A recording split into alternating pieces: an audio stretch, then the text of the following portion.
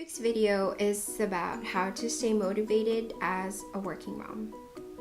I know it's not easy and we are faced with challenges on a daily basis, whether it's from work or from home, from family, from friends, from our spouse, and just really everything else that comes our way. What I do want to highlight in this video today is that the reason why our motivation goes down the drain oftentimes is because we let our situations, our circumstances define our strength as moms, as women. What I mean by that is that we look for patterns in our lives and we say, oh,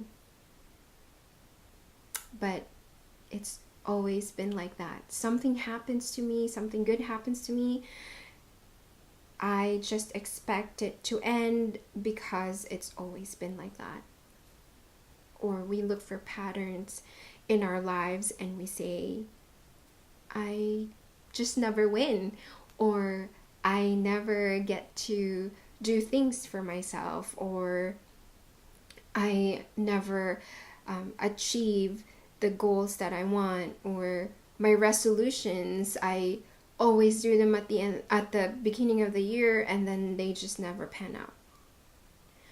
What I'm telling you today is to encourage you that when you look for patterns in your life, don't forget about the exceptions. Don't use words like always and never, because that is just discouraging, and that will, discourage you and will just lead you to less motivation, and eventually you'll just give up and you'll just, quit for whatever reason, whether it's about family, about your career, or about just anything in your life. So look for exceptions, meaning you have to search your memory, bank for, it's not like it's not always been the case, or dig really deep in your heart to say that there are blessings that have come your way, and that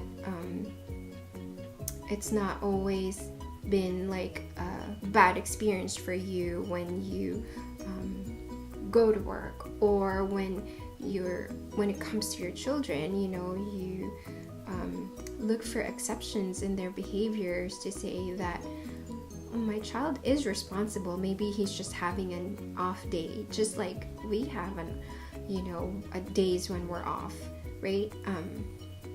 When you look for exceptions, when you stop using words like always or never, you shift your perspective to say that yes, you have bad days, but it's not a bad life. Track your progress. That is what I love most about my coaching programs.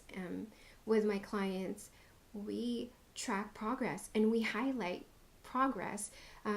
We say that, oh, we started with point A, 2 weeks ago, but now you're able to spend more time with your kids because you adjusted this part of, or this aspect of your life.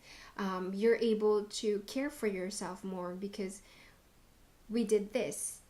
So tracking your progress is very important. And